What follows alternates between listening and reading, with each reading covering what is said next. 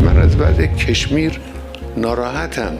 حالا این دوستان وزارت خارجه اینجا حضور ندارن که واقعا داره به مردم مسلمان کشمیر داره زور گفته میشه، حقیقتا داره فشار وارد آورده میشه.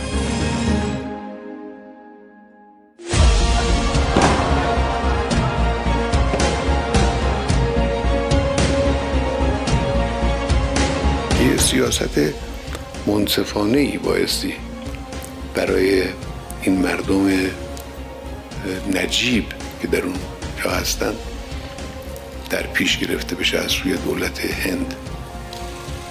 ما البته با دولت هند روابط خوبی است، ولی این انتظار و توقع رو داریم.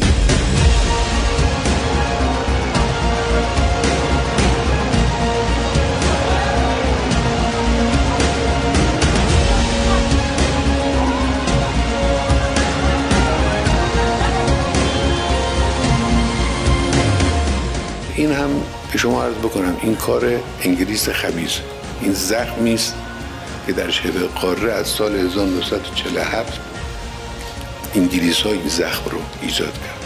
از همون اول که داشتن خارج می شدند و هند و پاکستان، این شبه قاره به دو قسمت تقسیم شد، هند و پاکستان، از همون وقت این زخم کشمیر رو اونا اینجا کاشتن و گذاشتن و تعمد در این قضیه داشتن که این زخم خوب نشه و همیشه بین این دو کشور مشکل و اختلاف و دعوا وجود داشته باشه. خب این هم عوارضشه دیگه، فشارهایی که روی مردم میاد.